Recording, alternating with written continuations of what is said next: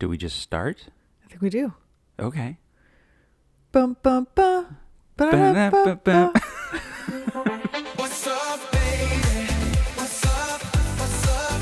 What's up, baby? What's up? What's up? Hi, everybody. I'm Allie, And I am Andre. and this is working title of What's Up, Baby? What's up, what's up, baby? With Allie and Andre, although we heavily reserve the right to change that title. Well, I'm assuming that you, the listener now listening, you know what the title of the podcast is. Right. Because you had to pick it from a list on Spotify, Presumably we'll have Or- it determined iTunes, or what have you. by the time we release. But as of this moment, we're just hanging in there, and we are just ready to record. So, hi, for those of you that know us from the Love Is Blind podcast. Hello, and welcome to a different thing. Yes. We're transitioning away from Love Is Blind podcast because there's too much content. There's too much content. It's too hard to keep up with. And we have big things in our lives that have Exactly. been taking up our time. And a big thing was initially a move that kind of kept us Move. from being able to really keep up with Love Is Blind. We moved across the country from the West Coast to the Middle West. Middle West. The Midwest, Yeah. as it's colloquially called. Yes. Middle Earth. Middle West. And the bigger news is we are expecting a baby. A baby. A little one. A little baby. And we're still 6 months away. Yeah. Away. Yeah. Oh my God! Yeah, Due in August. That's right. Yeah. Yeah. No, So, I think it's 5. 5 months. Oh March, my. April, May, June, July, basically. Yeah. Oh my. Sneaking up on us. I haven't looked at my countdown timer in a long time. I set up a web. Did you actually? A web-based countdown timer that counts the number of days until our due date. Did you actually do that? Yeah. That's such a classic you thing. And for those of you that were listening to the Love Is Blind podcast, we were getting a little delayed on releasing episodes before because, well, first of all, we like to keep busy schedules, but also at the time we were going through IVF. Yeah. And so I don't know if that's a thing that will factor into our discussions now, but if people have questions about it, certainly do ask. One thing we found about the IVF process is that it was kind of a black box. And when even people who have gone through it, it's kind of this big broad brush. We went through IVF, Yeah. and we're trying to just be more open about our experience because that would have been so helpful to us. So if you guys are interested in that, let us know. If you have specific questions, let us know. Yeah. But I think more specifically to the vast majority of you who have no idea who we are, maybe that's worth an intro too. Sure. Because we've been talking now to all the people who know exactly who we are and know anything Obviously. about us. But I'm guessing most of you have no idea who we are, what this podcast is about. So to put it, I guess quickly. I guess not quickly because it's a podcast. We'll need some We'll try time. to keep this to about an hour. Yes, but my name is Andre. I am in my mid to late 30s. I work in software. I'm originally Romanian. Met my lovely girlfriend, Oh. Allie, here doing improv together. Mm-hmm. And after our relationship started, after some time, we decided that we would have a baby. To do this wild thing together. And, yeah. You want to say a little bit about yourself? I would sure love to. Thanks, Andre. I'm Allie. I just turned 40 and am a Bay Area native, but moved to the Midwest with my boyfriend here, Andre. And I'm a therapist, which I mentioned a lot on that other podcast. And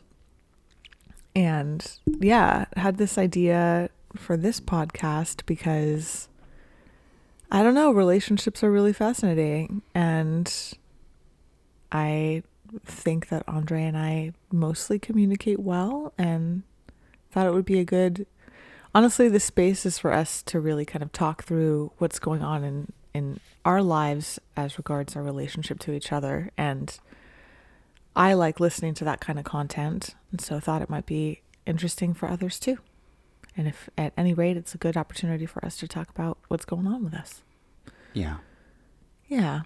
Because at this point, I think something that we've been doing for most of our relationship has been every other night or every 2 to 3 nights we'll check in. Yeah. So as we're kind of lying in bed, getting ready to go to sleep, we'll do just a quick check-in. We'll take turns and talk about, what's going well, what things we might need to work on our relationship, just to make sure that things don't kind of slip through the cracks and that things don't build up and come out when we're stressed out or tired or what have you. And I think that that's been a pretty great way of kind of having this touch point, continuous touch point. And I also recognize it's something probably a lot of couples don't do, which is, something we're trying to be proactive about, is to not end up in that spot where we don't talk about the important things, or in some cases, even little things, right? And lots of times it's just, we're doing great and I love you. Yeah. But it's still good to know. Yeah. And sometimes it is about very small things that we might even acknowledge, like, hey, I felt this way and I recognize this is on me and I'm just working through it, and I just wanted to let you know that I'm working through it, and I recognize that you might have sensed something. Yeah. Yeah. Yeah, and it's not perfect. Sometimes we're not aware of something going on for us and it comes up later, or sometimes if something's really big, we want to talk about it before, but it does help a lot, I think. Yeah. So we've decided to take some of those conversations, or rather that format of that conversation, and put it on a recorded podcast where others can listen to it. We're not going to script these, so we're just going to kind of talk about what's going on. And I love you so much, and I know that we're going to be here to support each other, but I also want to acknowledge to everybody listening that these are real conversations. Yeah. Big changes in our lives. Big changes in our lives. There may be emotions, there may be things coming up, but the goal here is to kind of talk through these things and to hopefully not necessarily act as a guide, but just as an example of a way to do this, right? Just like, at best, an example. Just an example of a not way to do this. Not necessarily role models. Exactly. Yeah. So that's what I meant. Like, not as a guide or a role model, but just sort of like, this is one way. This is how people relate. We're doing it. Because I know that, for everybody we know who has had a kid, it raises a lot of questions. Difficult. And it creates a lot of potential roadblocks in the relationship, and sort of, in some cases, can freeze up communication about certain things. Yeah. Oh, I feel like I've talked a lot. Yeah. I'm thinking, like, there's so many things we could have for our first episode. I was thinking maybe in general we'll just do how are you feeling about us right now, but I think for this first one, how about the topic is, how has the pregnancy experience been on each of our ends so far? Mm-hmm. Yeah. Yeah. You wanna kick it off? Sure. Yeah. So I am in my second trimester right now. I'm almost at 17 weeks. And so far, pregnancy has been very hard on me emotionally and sometimes physically. There was nausea in the first trimester, and not as bad as many women get it, but worse than some. I'm probably somewhere in the middle. I discovered that swimming helps a lot, which they don't tell you about, and everybody should try it. Yeah. But while that was really helpful, that was also difficult to try to find, this 2-hour chunk in my day in the middle of the day to go swimming. So it was just stressful to do that. Like, I mean, not 2 hours of swimming, but getting to the gym, changing, swimming, the whole thing. Mm-hmm. And yeah, I definitely have felt emotional. It's hard for me to tell how much of that is just the bigness of this, and I am an emotional person to begin with, and how much of that is hormones. Felt more fatigue, more now actually, or at least as much now as I did in the first trimester because of not sleeping that well and anemia, other stuff. Yeah, I think one of the hardest things for me though has been body image, which I hate to say. I hate that that's the case for me. I wish I could just, accept that my body's going through this change to create life. And I don't know, I guess I have this vision of some women, which I'm not even sure there is a woman that actually feels this way, but what I'm comparing myself to is some woman that feels like this is so natural and completely at peace and is able to put those things aside because she's kind of stepping into this role of mother. And I don't feel that way. I feel, it's been very hard for me. And,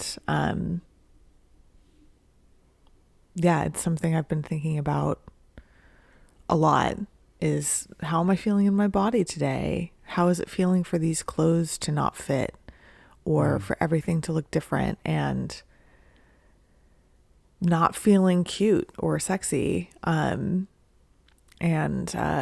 wanting to kind of like snap out of that, but also to have it be there. It also where we are is very cold. And so that impacts how much I already get influenced by that, even when I'm not pregnant.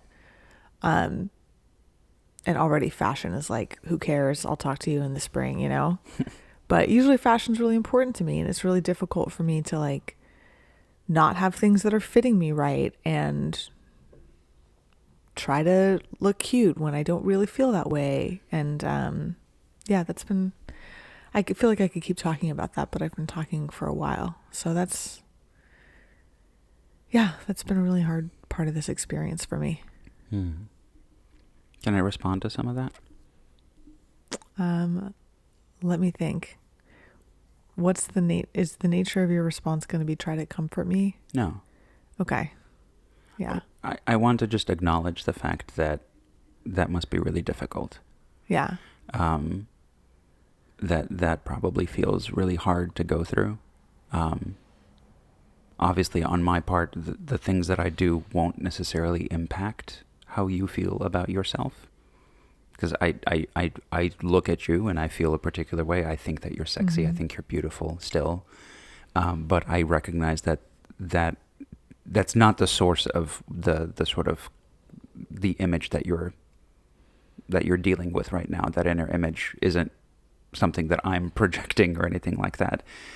So I just want to acknowledge the fact that, especially for someone who, like you said, you're into fashion. You've always been into like exercising and just kind of like keeping yourself toned, etc. And that this is a really difficult thing to go through. And I can only imagine to feel like you don't have control over that part of your life anymore, and how tough that must be on you. Yeah. And that's it, is I don't have control. Yeah. And I feel powerless. Yeah. Yeah. Yeah. It is really nice when I still see you having those moments. I think I've told you in the past, when I see you in the mirror and when you're finishing like putting on your makeup or something, and you have that moment where you're just kind of like, I look nice. And I'm like, oh yeah, you do.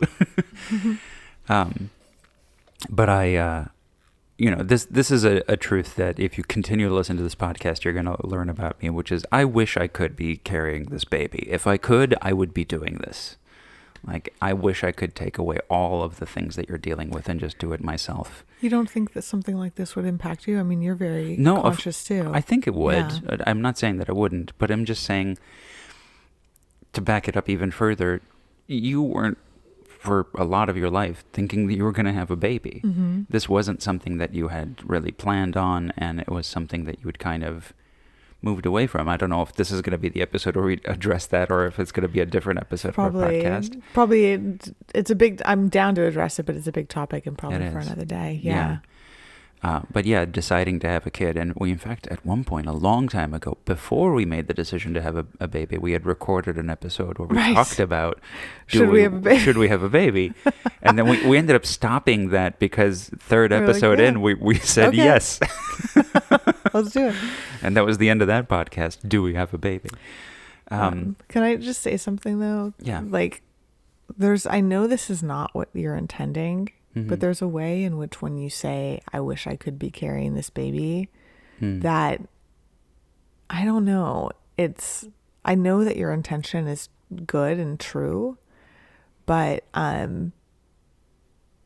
it's not 0% upsetting to me, Hmm. you know, because it makes me feel like, yeah, well, I wish that too.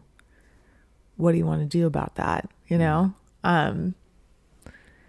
Yeah. That's fair. I can see that. Yeah. But again, this is 100% because this is hard for me.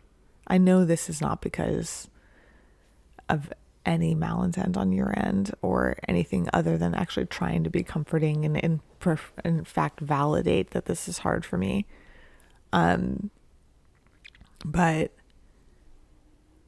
I'm like, okay, well, it's sort of not helpful. I mean, this I is hear such, it. Okay. yeah, the body image stuff goes deep, and I have struggled with that my entire life to varying degrees. And it was really like these past couple years that I actually like started to feel on the whole in my life in a better place. Not 100%. I don't feel any concerns anymore, but felt like I had gotten to a good place. And so then what feels like lose that and have this very big fear of, will I ever be able to get back to that, is really difficult.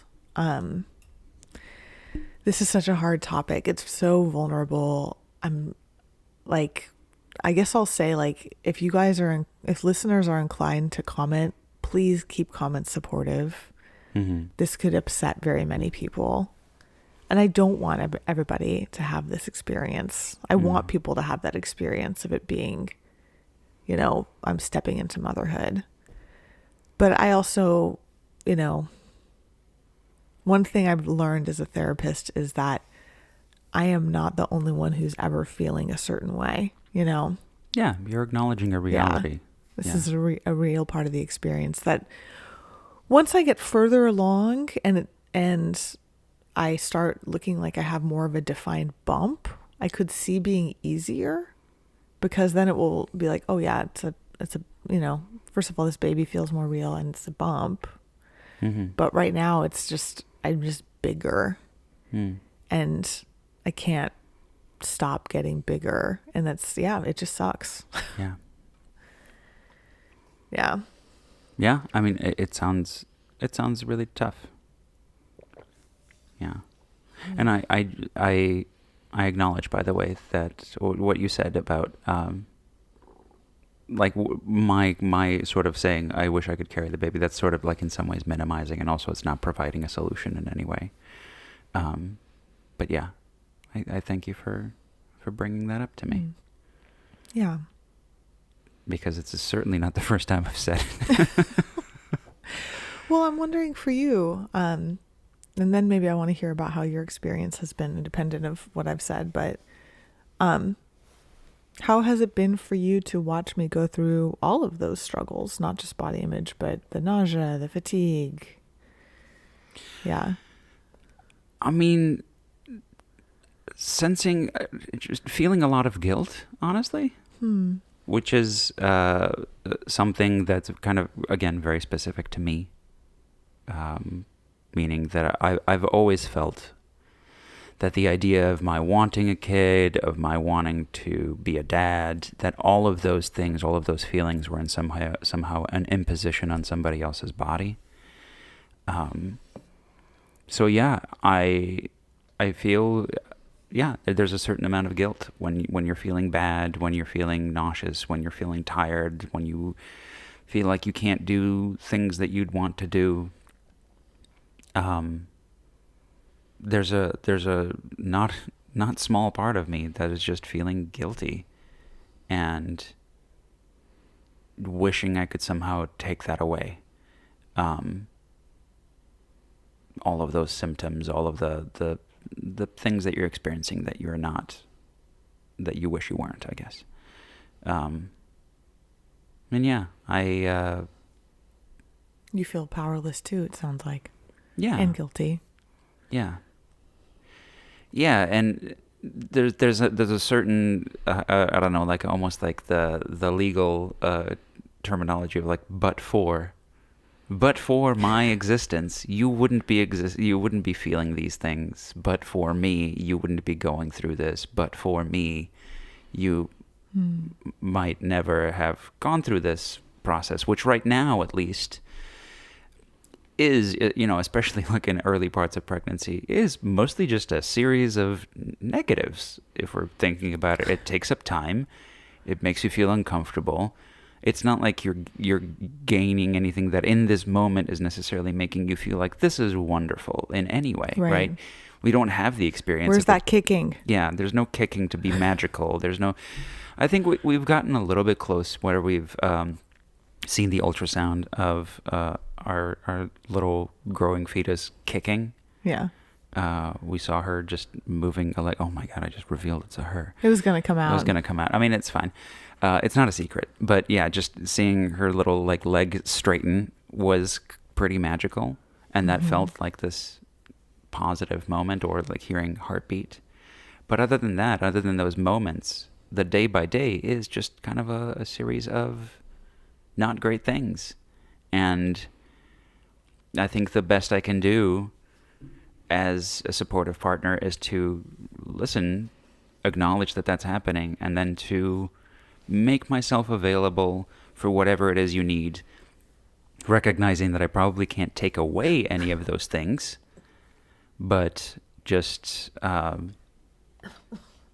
figuring out ways in which I can make you comfortable with the things that I can do.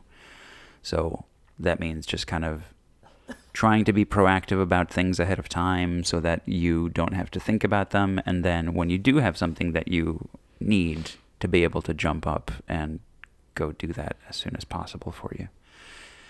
But again, acknowledging that for the most part, the things that you're experiencing that you wish you weren't experiencing, I can't really do anything about. I don't really have control over them in any I way. think that's its own struggle. I want to validate that, I think all of the focus is usually on the partner that's carrying, and that's, I dig it. I get that. But I don't think that should be at the exclusion of understanding. Yeah, that would feel hard. If I can put myself in your shoes as best I can, if I saw you struggling with something and there was nothing I could do to really take it away, and I felt like I caused it, yeah, that would feel shitty. That would feel really, really hard. Yeah. Yeah. I mean, I think it pales in comparison to the actual act of carrying a child. Yeah, I think that's true. And that's why I'm saying I think it's right that most of the focus is on the carrying partner, but that doesn't mean there's nothing going on for you. Yeah. That doesn't mean I hear it's that. not its own struggle in its own way. Yeah.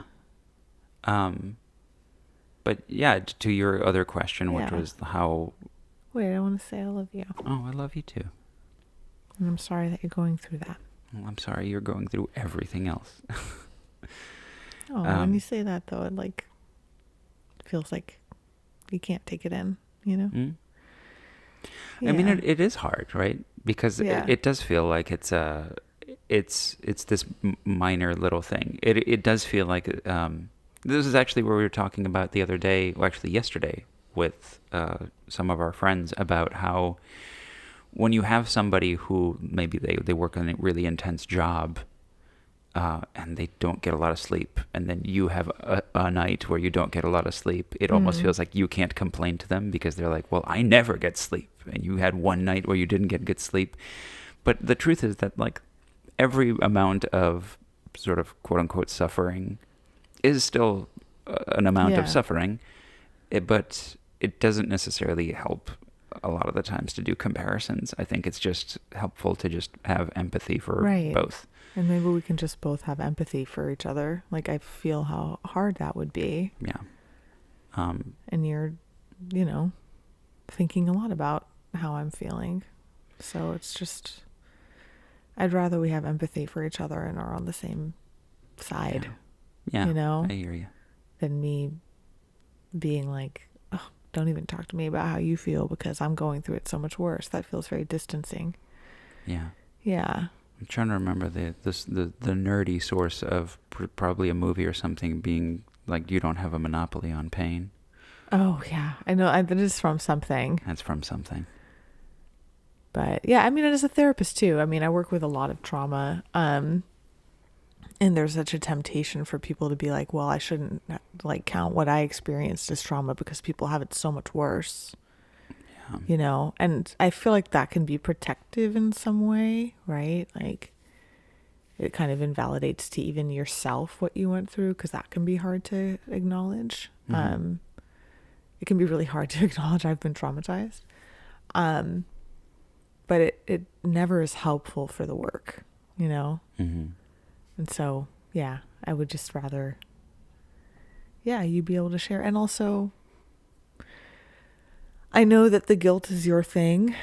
Yeah. Just like the body image stuff is my thing. And so maybe it's similar to when you tell me like, you still think I'm pretty, you still think I'm sexy.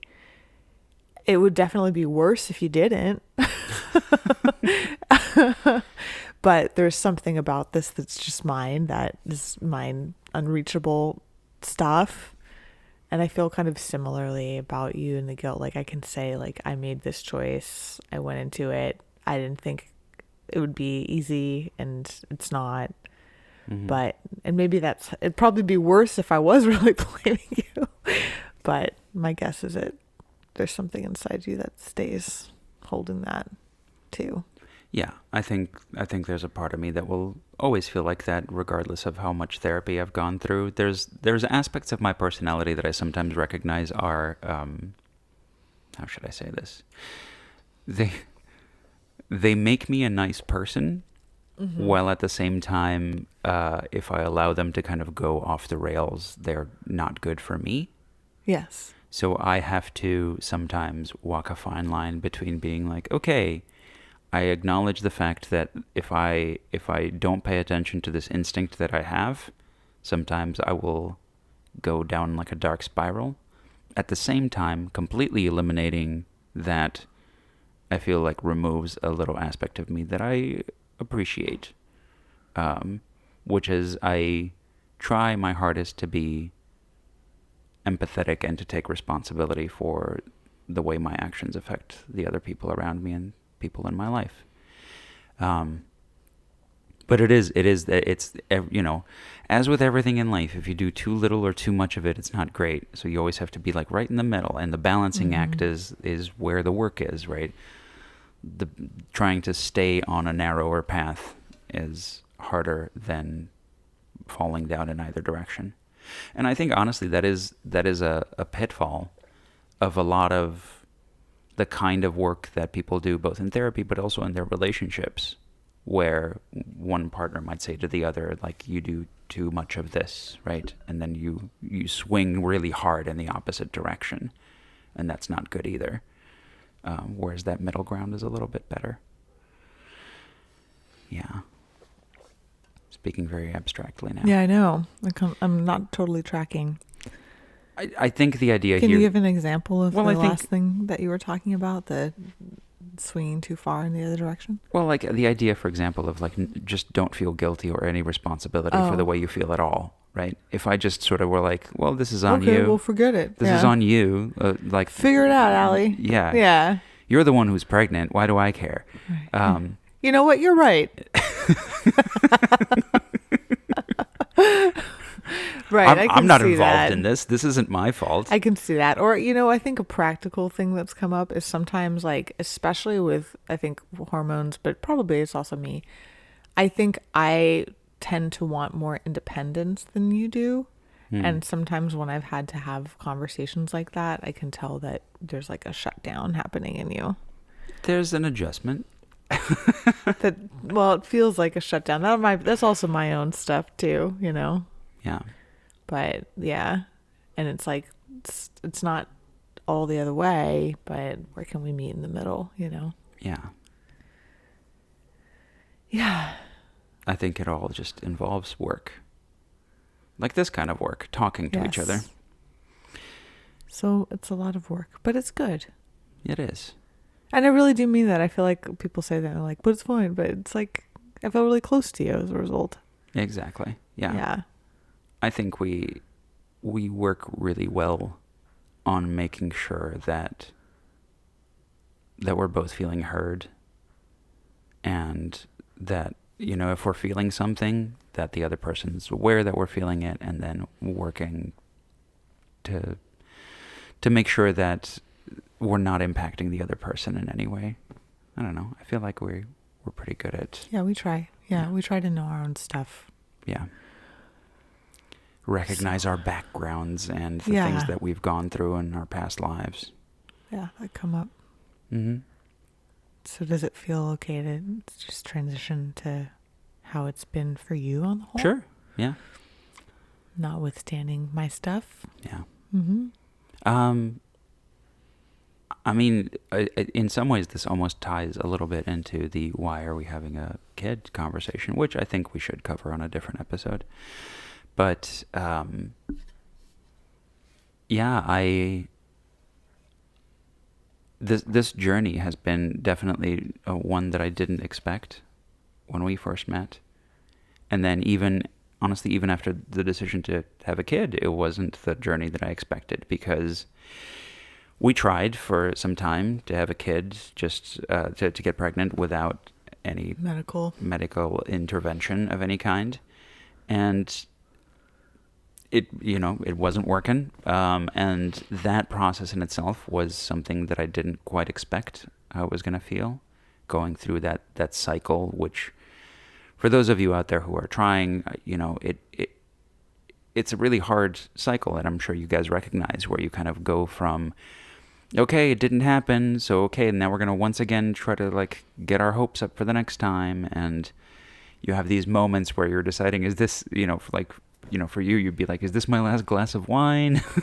Yeah. The 2-week wait every time. Yeah, is this the final weekend where we're going out somewhere, because this might be it, and then it's a no, and then there's this wave of disappointment, and starting to dread the pregnancy test. Yeah. And then transitioning to IVF is in its own way, it was a different series of tests, right? So normally with a just regular pregnancy, you're just waiting on the one test. With IVF, it feels like you're waiting on 10. Yeah. And it's like you clear one and then you can't celebrate, because you have to pass the second, and then you have to pass the third, and then you have to pass, like, you have to make sure that the ultrasounds are looking good throughout the initial process, and then you have to make sure that the right number of follicles are showing up, and that the eggs are developing like they should, and then you get how many are retrievable, and then how many are fertilized, and then how many are genetically have the right number of chromosomes, and like all of this stuff. It just feels like you're jumping through a series of hoops, and it takes a long time to get to that moment where you're just like excited and you're like, we're pregnant. But boy, that moment was exciting when we did find out at last, after the transfer, that you were pregnant. Mm-hmm. We were actually driving across country on that very day. And we found out, first of all, that we just missed an earthquake in our tsunami warning. A tsunami warning. Shortly after that, there was also a first tornado seen in, like, I don't know, 100 years in just off the coast of where we lived in California. And we're like, we need, and then we found out we're pregnant. We're like, we need to buy a lottery ticket. And we happened to be passing through the 2 states that didn't sell lottery tickets. And they're like, y'all going to have to keep driving. We're like, okay. But yeah, I guess overall the continuing journey has been one of this, like a slow burn, you know? Okay. What do you mean by that? my body's not going through changes, you know?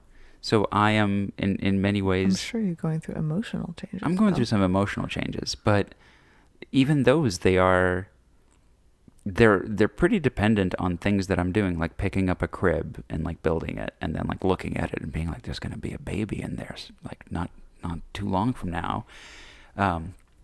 Or just imagining our lives kind of forward, but it requires kind of active action on my part to sort of be like, you're a dad now, because otherwise I don't have any physical reminders that there's a baby coming for myself personally. And I also have to admit that when I look at you, I don't necessarily remember that you're pregnant all of the time, because to me, you don't look that different yet. We don't have that bump. And I'm just like, we're just in... Just bigger boobs. Yeah, sure. That I can't touch because they're too tender. It's true. Oh, it's getting better. It gets better. It gets better. But other than that, I think... It probably gets worse again, too. Yeah. I mean, so there was something that I read about, and I'm sure we're going to keep mentioning books that you and I have read or resources that we've looked into, but The Expectant Father was one of the books that I read, or expecting, maybe. I think it's expecting, but Expecting. look it up, guys. But and then there's the New Father is the one that it's like the sequel. It gets better in the sequel, guys. But one of the things that they kind of spoke about there was almost this exact feeling of being like, it's a little harder for the father to really feel the pregnancy. And one of the suggestions that was made was like, try to be as involved as possible in as many of the activities that your partner has to do because of the pregnancy as possible. That way, so that you keep the actual thing feeling real. The pregnancy feels real to me in as much as it feels to you, or at least I'm trying to keep it there, you know? So going to appointments with you, I know at first you were a little bit like, I don't know if I want you here for all of these. Well, I was like, I don't know if I want you to know all my gross medical stuff happening. But at the same time, I think there's a part of that that's just kind of like, well, yeah, I'm going to be your number one cheerleader, and I want to be able to understand what's happening, right? Yeah, and you probably should know. Yeah. It's just... It's revelations of our it's vulnerable. our bodies, you know? our bodies' secrets. Yeah. Yeah. I think from time to time about the fact that about a year ago, you and I did that. We did a long trekking trip. Yes. Pretty treacherous mountain trekking. That kind of brought us to a point where we had to be gross around each other for extended periods of time. And I was like, that was really helpful. Knowing we didn't know it at the time, but knowing that we could just be like, just real gross around each other because we had to be gross around each other, was kind of a helpful experience. But anyway, you were saying, it sounds like you were talking about like there's an air of non-reality to it. Yeah. Yeah. And I think that that's an experience that a lot of expecting dads tend to have. And it's something that I'm trying to break out of. And one of the reasons, by the way, something that was mentioned in this book was that dads who participate early on, who attend those visits, who keep themselves involved, and they kind of try to keep their day-to-day reality a little bit, at least, kind of tuned into the idea of like, there's a baby coming, are significantly more involved in the kid's life. And because that's a goal of mine, I want to be involved in our kid's life as much as possible. I am trying my best to kind of start that now, to sort of take ownership of whatever it is that I can take ownership. And I recognize that I'm not always doing a perfect job at it, but that's been the best thing that I can do, is to keep kind of tuning into, okay, we need to buy these things and these things, or we need to get the baby registry going, or I need to do some research and learn about this class and when we're going to do this class. And I know, for example, like I was looking into when we're going to have to do our, like, we're going to at some point probably have to do some like CPR lessons for like babies, and like especially as we get closer to the pregnancy, I'm sure we're going to start To the having due date, you mean? to the due date. Yes, not the pregnancy, but to actually to be proactive and not feel as though all of those things have to fall on you because you're the one who has the body carrying the child. Yeah. So trying to, as much as possible, keep the realities of that body in my mind as well. So yeah, I think a big experience of becoming, being an expecting dad is trying to continuously remind yourself that you're going to be a dad. Is that hard for you to feel like is there a part of you that I wish I were more naturally connecting? Yeah. And there's also there's also a small instinct that I feel like I'm fighting, which is because trying to think of myself as I'm going to be a dad soon also brings up this a small but strong instinct of being like, okay, so I have to do all of the things that I won't be able to do when I'm a dad now. Mm-hmm. Gotta play this. Yeah, what have you done? Play this video game or hang out with my Oh. friends until midnight and be online Oh. or whatever. But there is an aspect of that I'm like, well, when the baby gets here, I'm not going to be able to do a lot of these things. I'm going to have my attention kind of tuned in a different direction. So there is an aspect of that that's just that's there. Mm-hmm. And I think there's a reason why I'm fighting it, which is that you're already past that a lot of those steps, right? What do you mean? You're already physically being affected by the pregnancy. Yes. There are already a lot Yeah. of things you can't do that you wish you could do. We can't. Some more than others. Yeah, you can't go to a wine tasting when you want. Yeah. You can't climb. Or I could go and have a single glass of wine. Yes, you could. Yeah.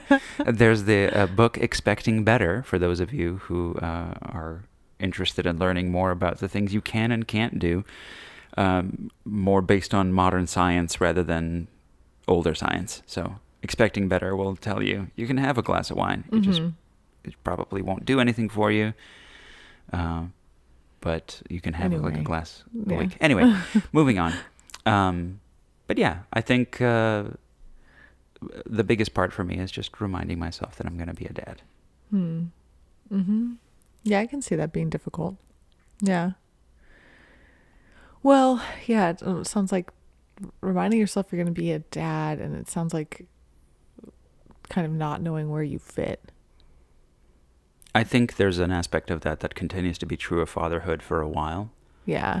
especially because for all the amount of involvement that I'll want, there's a genuine possibility that when that baby comes, that baby's not going to always want to be in my arms. That Right. baby may Yeah. sometimes only want to be Right. with you. Which will be hard for both of us. Yeah. Mhm. And learning to sort of prepare mentally for that and to not take it personally from the baby, understand there's a part of me that's also thinking about this, thinking about cats. Sometimes with a cat, you have to just not pay attention to it and it'll want to come to you. I don't know if that works with babies. I don't know if it'll work with a baby, but I can sure try. Let's No, have that's that not be true. plan B. Yeah, that would be plan B. I'm going to stop paying attention to the baby Your and hope father the baby won you over through gentle neglect. crawls over to me. I don't think so. No, that's not the route I'm gonna go. I think moms spend a lot more time with the baby on the whole is partly why that happens. And there is also an instinctual thing, but Yeah. Do you think? By look the way, at our friends he is the stay-at-home dad, spends a lot more time with there's more of a connection there. And That's it's been true. hard for Well, yeah, but I do. Was it always like that? When was? Well, should we I'm be sure there are saying times. names? Yeah, I know. You know what? Just gonna go ahead and replace all those names with uh-ohs. I'm sure there are times when I know that there are times when it's just your child wants mommy and that's it. Anyway, hey, we're not experts in this. This is totally not our area of expertise. All I'm saying is I think the more that you kind of keep going and continue to spend time is good. But I acknowledge that would be painful if the child is not naturally preferring you. Yeah. It would be painful for me. Yeah. I think we'll have to figure it out. Yeah. when we get there. We'll have to kind of be talking. Good thing we'll be talking a lot. Yeah. Yeah. Yeah, I get you on the non-reality. Because there's part of that for me too, which is part of what makes the body image hard. But I think for me it will start to shift as I feel the baby more. Whereas for you, I don't know. It might just be like that all the way through, you know? I mean, I think I'll have to do kind of what I'm doing, which is trying hard to connect to those things that I can. So like Yeah. when the baby starts kicking, I'm going to have to like feel your belly so I Right, can feel yeah. the baby kicking. You Like, have to do the reading. Yeah. Yeah. All those things. yeah, reading. Oh yeah, I'm super game for playing music and reading Oh, to yeah. your bump, because I'm really excited about the idea that the baby begins to recognize or like Yeah, this to week. hear voices pretty soon. No, it started this week. This week? Yeah. Okay. Gotta get a microphone. I don't know. How do I do this? Do I, I think just this is it. talk at it? I think we're doing it. We just talk. I think just talking does it. We just have to talk to each other. Okay. Or in general. Okay. I don't know if I had to direct my voice at the baby. Maybe it helps, but I think also this counts. Hello, little. You know, how did Creature. your cat recognize your voice? Just by being around you, right? I'm going back to cats. I don't know. I don't know. Again, we'll leave that to the doctors, but yeah, I know I'm making light of what you just said, and I don't mean to minimize you. And also, And also, a way you could help today is by making me steak and those potatoes for dinner. steak and potatoes. Look, if I can do that, I will do They were that. so delicious. I've been craving those potatoes. Mm-hmm. And you know I like a lot of steak. More than you. A bigger portion than you. Bigger portion than you. Yeah. This, my friends, is a vegan. I was. Clearly not now. You need that iron, baby. I am anemic You are anemic. Maybe. from pregnancy because the baby is, as I thought, but the doctor actually said is sucking the life out of you. Yes. Yeah. Which should make me hate this little fetus. No. Because I'm like, no, you're hurting my girlfriend. Right. But she doesn't know. She doesn't know. She's Just trying to come into the world. yeah, Yeah. growing. She's the size of a pear. Maybe. Avocado. Avocado. Sorry if y'all heard a chime there. That's my laptop telling me, hey, maybe you want to plug this in or finish this podcast. Well, actually, I feel like we're kind of coming to a good place to finish. I think so too. I love you. I love you. And To thank be you all. continu- Oh, subscribe, like, all that stuff. I mean, I'm assuming. Leave us a 5-star review. Yeah, by the time this episode comes out, I'm guessing that we will have some presence. So imagine that in this moment right now, I'm plugging our social media. But you can also leave this podcast a 5-star review. Yes, you can certainly leave it a 5-star review if you're listening on Comments. iTunes. We love comments. Put comments. Those We are love helpful. favorable comments. I also recognize, look, we are a couple of amateurs with a couple of Couple of mics. dinky little mics. Sometimes our audio quality isn't perfect. We don't own a studio, okay? We are on a couch. And Right. and And so I speak softly. I know. I think we've since fixed quite a bit of that, but it used to be the case that I would come out very loud. If that's the case, please let me know, and I will continue to find ways to adjust that. But yeah, That's it. that would be it. All right. We'll check in soon. And if there's topics you want us to talk about, let us know. Yeah. Bye. What's up, baby?